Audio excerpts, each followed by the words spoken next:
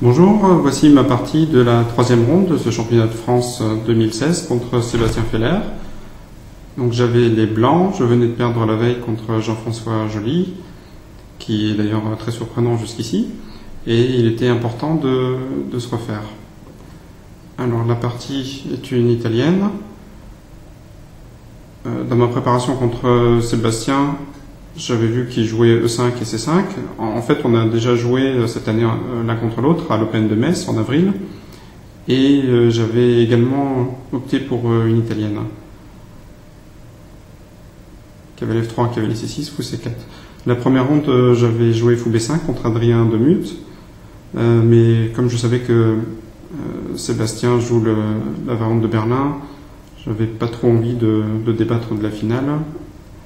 Et c'est pour ça que j'ai préféré fou C4. Donc, fou C5. Ici, on peut jouer B4, qui est le Gambier Evans. L'idée est de gagner du temps de développement. Après, fou prend. Les blancs jouent C3, puis D4 au coup suivant. Mais c'est complètement une autre histoire. D3 est plus solide. Cavalier F6, petit roc. Donc à la place de 5 petits rocs, j'avais joué cavalier BD2 à l'Open de Metz et retardé le petit roc. Après quelque chose comme D6, qui me donne dans certains cas cavalier A5 pour aller manger fou C4, C3, maintenant sur cavalier A5 les blancs auraient fou B5 échec, A6, fou B3, fou A7, j'ai joué H3 et ensuite cavalier H2, dame F3 pour jouer cavalier D2, F1, G3 et cavalier H2, G4. Donc ici j'ai décidé de dévier de cette partie avec petit roc, C3, D6. Alors D6 c'est la vieille suite, la suite classique, mais les noirs ont essayé aussi depuis quelques années de jouer directement D5, qui est plus actif. Puis on prend D5, cavalier prend D5. Maintenant, il y a plusieurs façons de continuer. Les blancs peuvent jouer tour E1 pour mettre de la pression sur le pion E5. Un autre coup qui a du sens, c'est A2, A4. Donc qui évitera par la suite que cavalier A5 mange le fou. Et une autre idée de A2, A4 est de jouer B4 et après fou B6, d'enfermer le fou avec A4, A5. Donc dans la partie, il y a eu D6 et là j'ai joué fou G5 qui a été testé dans le match entre Mouzichouk et Ouyifan du championnat du monde féminin. Maintenant que les noirs ont joué D6, le fou C5 ne pourra plus revenir défendre en E7. Ce qui fait que dans la partie, après fou H4, où Ifan avait joué avec G5 quand même, mais maintenant, si les noirs ne sont pas prêts à G5, cavalier prend G5, qui est quand même très compliqué.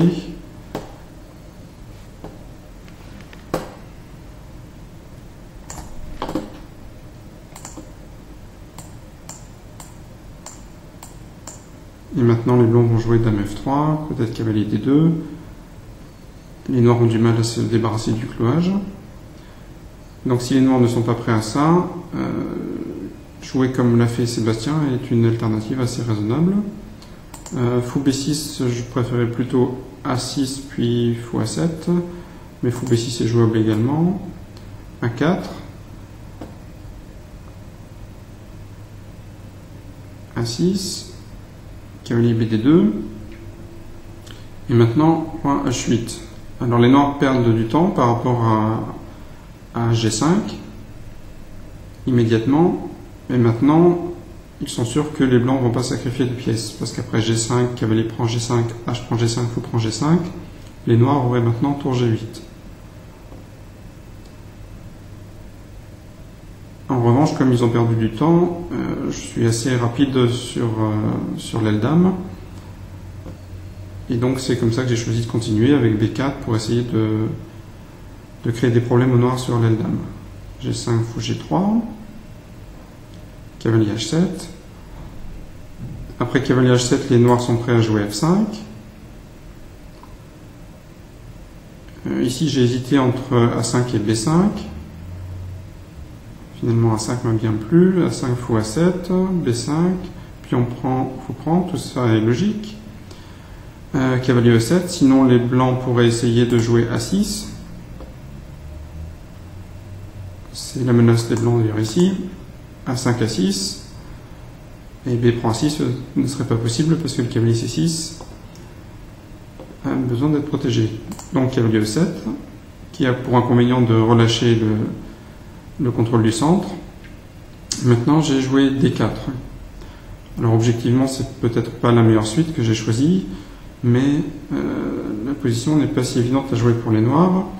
Ici une option au lieu de pion prend D4 était G4, qui gagne du matériel pour les noirs, mais qui laisse une position délicate à jouer, parce que maintenant le roi noir va être faible à long terme. Ici, j'ai le choix entre cavalier H4, pion prend D4, et maintenant soit pion prend D4, soit cavalier C4 peut-être.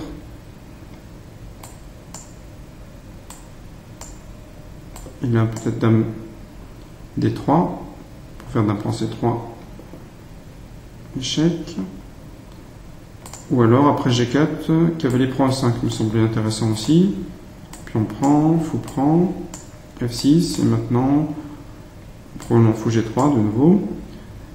Les blancs ont un très bon centre. Le roi noir est faible, le fou A7 est hors jeu. Et une possibilité de continuer pour les blancs, de jouer cavalier C4, cavalier E3, ou peut-être dans certains cas F3. Après, pion prend D4, donc j'ai pris du cavalier parce que sur C prend D4, il y avait de nouveau G4. Celui-ci c'était intéressant quand même.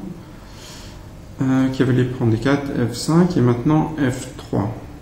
Alors ici c'est un moment important aussi de la partie. À la place de F3, j'ai hésité à jouer F4. L'idée étant d'ouvrir le maximum la position, puisque le roi noir est plus faible que le roi blanc. Au final, j'ai décidé que F3 devait suffire pour être un peu mieux. Donc j'avais anticipé F4.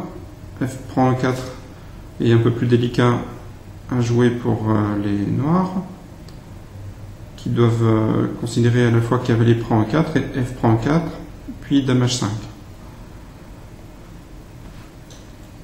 Donc c'est plus logique pour eux de fermer la position sur l'aile roi. En plus, après fou F2, cavalier G6, ils obtiennent un bel avant-poste en E5 pour le cavalier. Mais A6,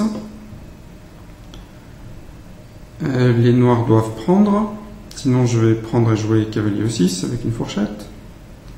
Maintenant fou prend A6, donc c'est basé sur le fait que sur fou prend D4, je fais fou prend D4 échec.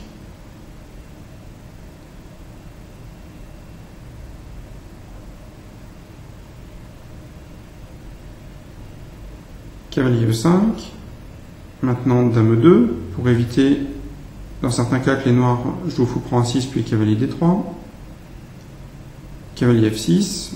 Donc, tout ça c'est logique. Les noirs ont un problème dans cette position parce que les blancs pourraient continuer simplement par fou prend C8, dame prend C8 et cavalier F5 à un moment donné. Mais j'ai estimé que le coup roi H1 était utile. Éventuellement, je peux projeter de prendre en C8 puis en A7 et de jouer ensuite une découverte du cavalier D4. Roi H7, donc ici c'est l'erreur décisive à cause du coup suivant. Mais la position était assez délicate déjà, surtout que les blancs n'étaient ensuite pas pressés de prendre en C8 et d'installer leur cavalier en F5. Mais j'aurais pu commencer éventuellement par cavalier 2 B3, dans l'idée qu'après cavalier F5, ce cavalier remplacerait l'autre en D4. Ici, les blancs ont une combinaison qui conclut pratiquement la partie. Fou B7, obligeant fou prend B7, parce que maintenant sur fou prend D4, déjà il n'y aurait plus fou prend F2 échec, donc tour prend 8 gagnerait immédiatement.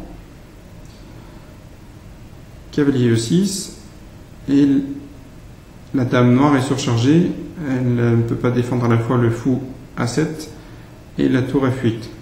Donc dame B8, c'était pas le meilleur, mais le reste était mauvais également. Après dame E7 par exemple, cavalier prend F8,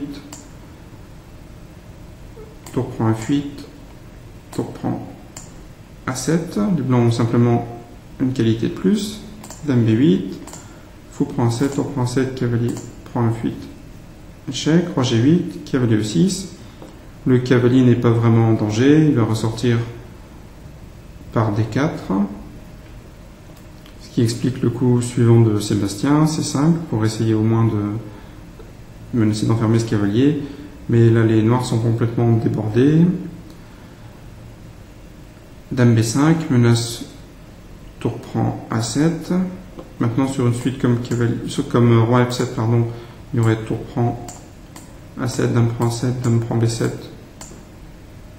dame prend B7, cavalier D8, fourchette, et les blancs restent avec une tour de plus. Et après dame B5, cavalier FD7, la partie, j'ai joué cavalier C4. Et tout s'écroule. Maintenant sur cavalier prend C4, il y aurait dame prend D7, avec l'idée dame G7 mat. Et là, je me laisse simplement de prendre en E5, de prendre en A7, et je jouais dame E8. Et de mater rapidement le roi noir.